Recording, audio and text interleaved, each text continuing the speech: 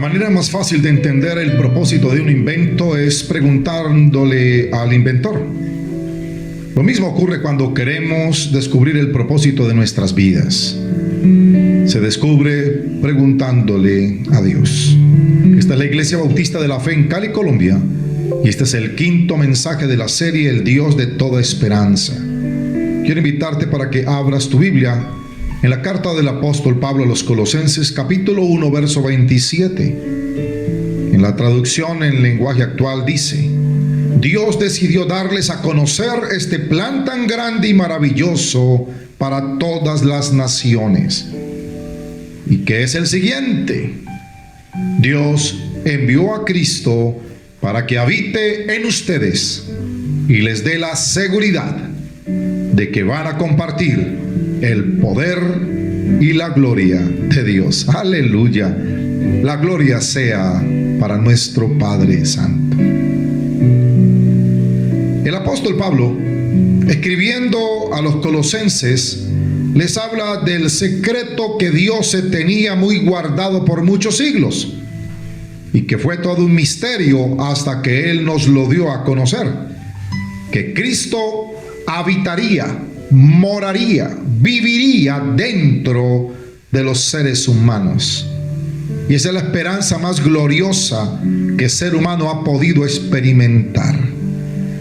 2 capítulos más adelante, en la misma carta, nos dirá que Cristo se hizo nuestra propia vida, la única razón de vivir de manera abundante.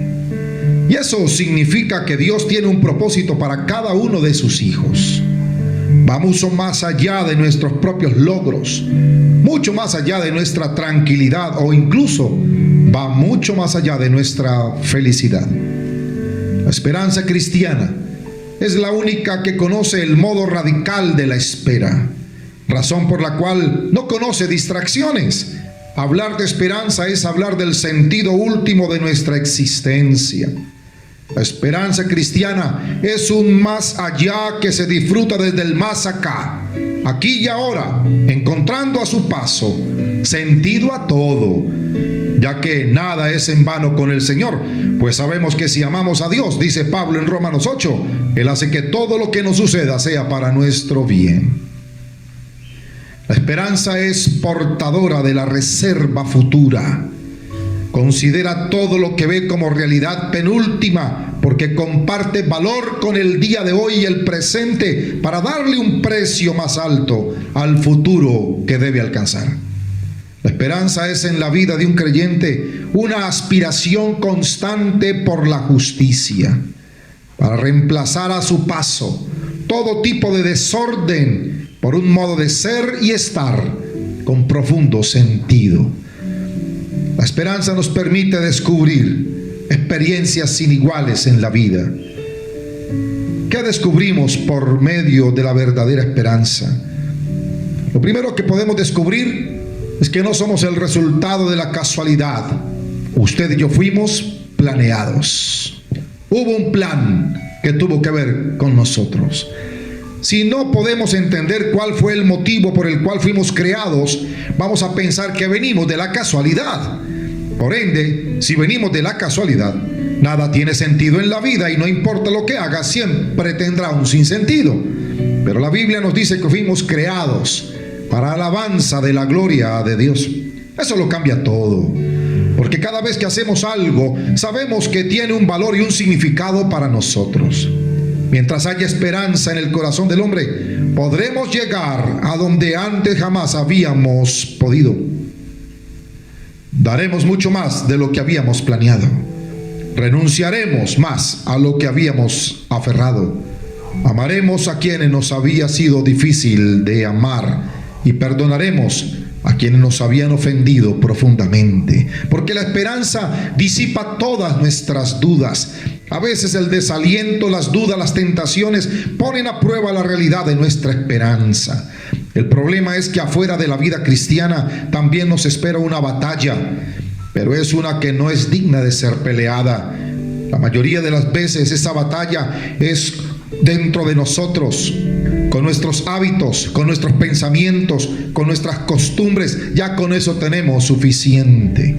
Debemos entender que la vida cristiana es una carrera de maratón. Para terminar una maratón, uno necesita entrenamiento, uno necesita no distraerse y por sobre todo jamás retirarse a media carrera. Los cristianos somos como soldados espirituales. Debemos cumplir con nuestros deberes y así pelear la batalla. Un buen soldado es responsable. Un buen soldado va a la batalla bien armado. A nosotros se nos ha dado unas armas poderosas. Pablo en 2 de Corintios 10 dice que las armas de nuestras milicias no son carnales, sino poderosas en Dios para destrucción de fortalezas. No hay meta más alta entonces para el creyente que tener la dicha de decir en el último día de su existencia: he vivido totalmente para el Señor. Eso es algo que mediante la esperanza se nos va a recordar para qué fuimos creados. El ser humano, sin duda alguna, fue creado para algo. Cuando somos movidos por la esperanza, las circunstancias del momento no son las que definen el rumbo de nuestra vida. La esperanza nos sabrá mostrar el camino a recorrer, permitirá que veamos aquellos aparentes desvíos como entrenamientos previos que han de contribuir a la consecución de nuestros sueños. Quizás uno de los más grandes retos en la vida es hacer lo que la gente dice que uno no puede hacer. Solo recordemos lo que dice el profeta Isaías en el capítulo 58.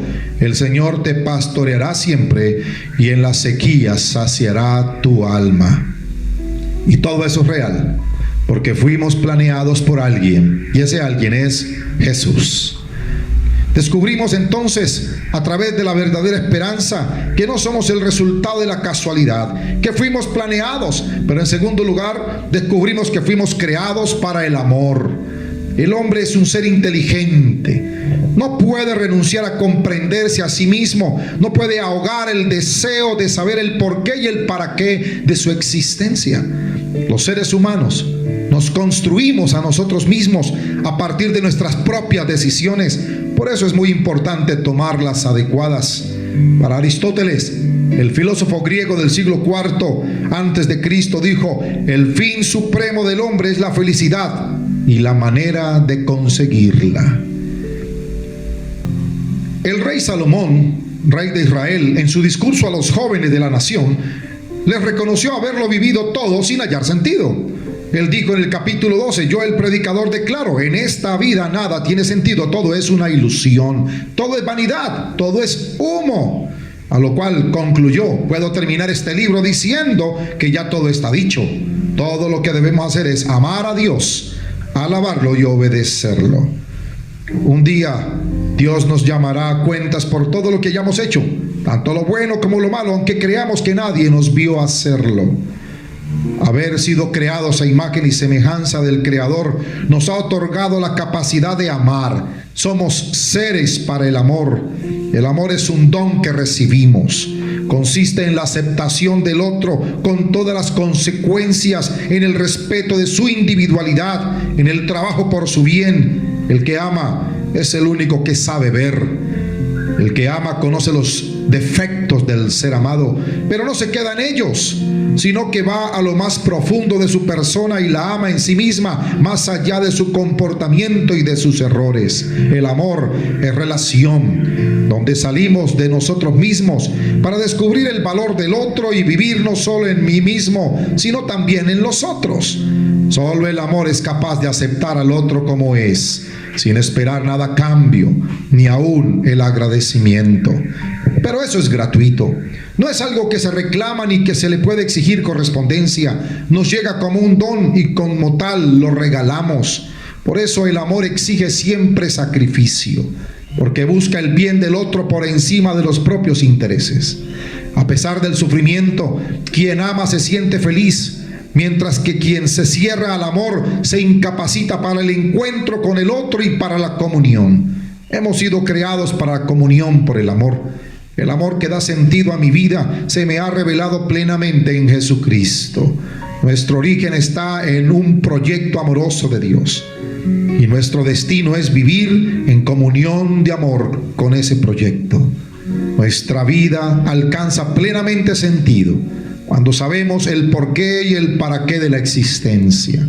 El amor genuino nace de la fe en las promesas del amor de Dios, y es la esperanza la que sostiene firme ese amor. Así que, por medio de la verdadera esperanza, descubrimos que no somos el resultado de la casualidad. Fuimos planeados, hemos sido hechos seres para el amor, pero también fuimos creados con una misión. La esperanza nos descubre como escogidos de Dios, con una misión. El hombre siempre ha querido conocer el futuro de las cosas, solo que eso es potestativo de Dios y de aquellos a quien quiera revelarlo y cuando quiera hacerlo. Cuando los discípulos de Jesús estaban próximos a presenciar la ascensión del Señor, Él les habló de la tarea que debían hacer mientras Él les guiaba desde arriba cuando les enviara el Espíritu Santo. Ellos, algo inquietos, le preguntaron al Señor por el futuro de Israel, y la respuesta de Jesús fue contundente: no se preocupen, no es asunto de ustedes saber lo que viene después. ¿Qué quiso decir Jesús en esa respuesta? Que solo Dios determina el tiempo en el que sus planes y consejos eternos tendrán un pleno cumplimiento. Lo que sí debían saber ellos es que ahora Israel no iba a ser la prioridad, ya que la salvación se había extendido a todo el mundo. La Biblia pechita dice en Hechos 1:7: ustedes no necesitan saber los tiempos o las fechas. El Padre ha guardado esto bajo su propia autoridad. Los términos en griego dicen: no les toca a ustedes saber el cronos o el kairos. No les corresponde saber los tiempos o las sazones. Jesús dejó claro que no podemos saber ni el tiempo del hombre ni el tiempo de Dios, de cuándo ocurrirán los eventos proféticos. Lo único que podemos hacer es creer y tener esperanza. A través de su presencia, de su actividad, Dios entró en la historia de un modo totalmente nuevo. Lo hizo en la persona de su Hijo Jesús, el Cristo. Por esta razón dijo que el tiempo se había cumplido y el reino de los cielos se había acercado. Pero ese reino que Cristo anunciaba no se podía localizar en ningún mapa, como ocurre con los reinos de este mundo. Su lugar estaría en el interior del hombre. Allí crecería y desde allí habría de actuar. Dicho reino, contrario a lo que los judíos y aún los mismos discípulos anhelaban, no estaría en conflicto con los reinos de este mundo. Fue en ese sentido que le dijo a Pilato: mi reino no es de este mundo. Si mi reino fuera de este mundo, mis servidores pelearían para que yo no fuera entregado a los judíos. Pero mi reino no es de aquí. Y esa fue una de las razones por las que muchos judíos de su tiempo le rechazaron, porque no establecía un reino político en oposición a los romanos. Su reino se extendería de manera silenciosa. En Lucas 17, preguntado por los fariseos cuándo había de venir el reino, Jesús les dijo: el reino de Dios no vendrá con advertencia, ni van a decir helo aquí o helo allí, porque he aquí el reino de Dios está ya entre vosotros. La nación de Israel todo el tiempo esperó un Mesías político que los librara del yugo de Roma. Pero ese no era uno de los objetivos de su venida. Para Cristo, mucho más grave que la presencia de los romanos en su propia tierra era la presencia del pecado en la vida de los hombres. Después de la muerte suya y de su resurrección, la mayoría de la nación judía continuó rechazándole, por lo que la nueva iglesia cristiana se constituyó principalmente por gentiles. Cuando Israel rechazó a su Mesías, Dios entregó el reino a otro pueblo, y esto fue lo que el Señor anunció por medio de la parábola de la viña y los labradores malvados en Mateo 21, cuando dijo: el reino de Dios será quitado de vosotros y será dado a gente que produzca frutos de él. Este pueblo es la iglesia. Es un pueblo con una misión, formada mayormente por gentiles. Ese nuevo concepto del reino de Dios nunca había sido anunciado en el Antiguo Testamento tan claro. Era un misterio que los apóstoles y en especial Pablo se encargaron de revelarlo en el Nuevo Testamento.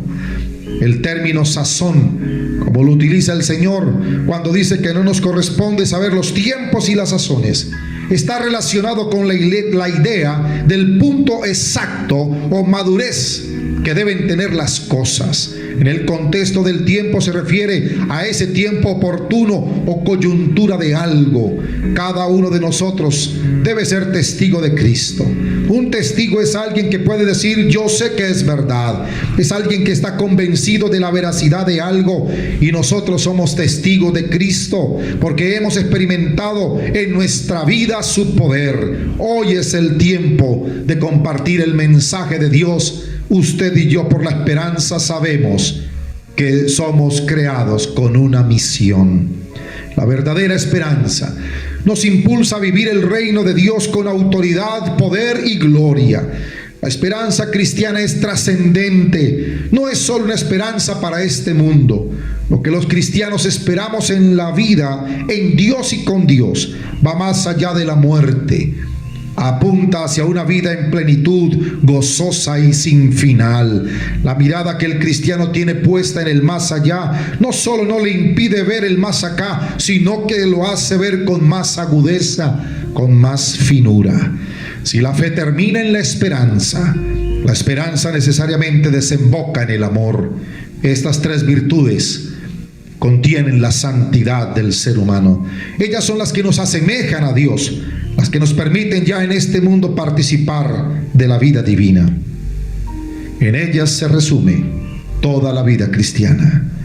Amigo y hermano, por medio de la verdadera esperanza, usted y yo podemos descubrir que no somos el resultado de la casualidad.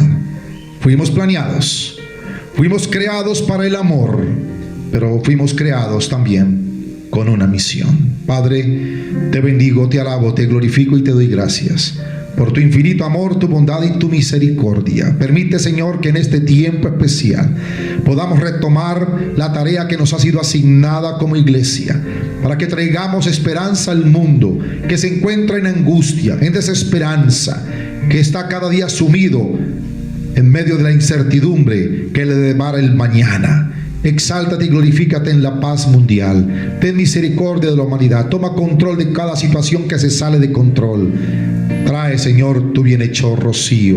Exáltate en nuestra vida con poder. Glorifícate en cada fe, en cada experiencia humana sobrenatural. Trae, Señor, tu bendición a cada hogar, a cada familia, y concédenos ser empoderados cada día, espiritual, moral, mentalmente. Glorifícate, Señor, sobre nuestra iglesia. Tu favor y tu gracia sea con nosotros. Y en esta semana 35, toma control, Padre Santo, de la pandemia que en el mundo subyace. Exáltate y glorifícate sobre los pensamientos del hombre. Trae paz, serenidad, tranquilidad, progreso, bienestar a la humanidad entera. Por tu misericordia y por tu gracia te lo pedimos, en el nombre glorioso de Cristo Jesús. Aleluya. Amén. Que tengas una feliz semana número 36. La gracia y el favor del Señor sea contigo y con toda tu casa.